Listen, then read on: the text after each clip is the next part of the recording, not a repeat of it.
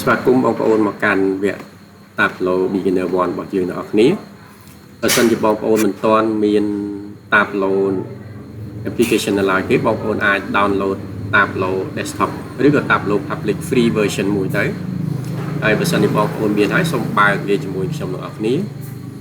បើសិនជាបងប្អូនបើកតាប់ឡូរបស់បងប្អូននឹងឃើញរូបរាងឬក៏ interface របស់វាបែបនេះនៅខាងឆ្វេងដៃបំផុតនៃតាប់ឡូបងប្អូនមានដាក់ពាក្យធំថា connect នៅខាងក្រោមនេះគឺជាឈ្មោះសម្រាប់ជួយបងប្អូននៅក្នុងការ connect តាប់ឡូរបស់បងប្អូនទៅកាន់ data source របស់បងប្អូនឧទាហរណ៍ថាបើសិនជា data source របស់បងប្អូនគឺជា Microsoft Excel បងប្អូនคลิกទៅលើ Microsoft Excel កន្លែងនេះទៅវានឹងរត់ទៅកន្លែងដែលឲ្យបងប្អូនភ្ជាប់រវាង data តាប់ឡូទៅជាមួយនឹង data source បើសិនជា data source របស់បងប្អូន store data បងប្អូននៅក្នុង Microsoft Access បងប្អូនคลิกនេះទៅវានឹងឲ្យបងប្អូនភ្ជាប់ពី data source ដែលស្ថិតនៅក្នុង Microsoft Access របស់បងប្អូនមកជាមួយនឹងតាប់ឡូ public នេះ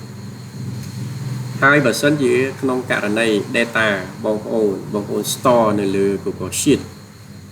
បងប្អូន store នៅលើ online ឬ cloud អញ្ចឹងបងប្អូនអាច connect ដោយ click Google Drive កន្លែងនេះទៅវានឹងរត់ទៅឲ្យបងប្អូន connect រវាង Tableau Desktop ទៅជាមួយនឹង data source ដែលជា Google Sheet របស់បងប្អូនដែរឧទាហរណ៍នៅក្នុងករណីនេះ data source របស់ខ្ញុំគឺជា Microsoft Excel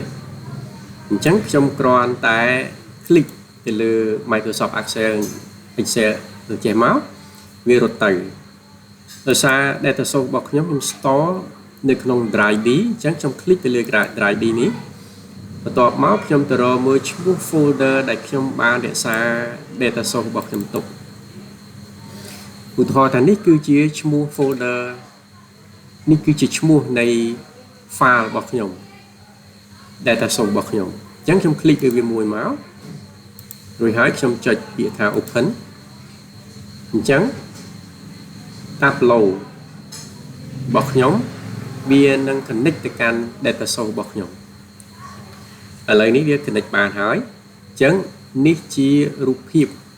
នៃការ connect បានដោយជោគជ័យរវាង Tableau Desktop របស់ខ្ញុំជាមួយនឹង data source របស់ខ្ញុំដែលខ្ញុំបានធ្វើវានៅក្នុង Microsoft Excel អរគុណសម្រាប់ការដែលបងប្អូនទស្សនានៅវគ្គសិក្សា Tableau Beginner 1របស់យើងជួបគ្នានៅ Tableau Beginner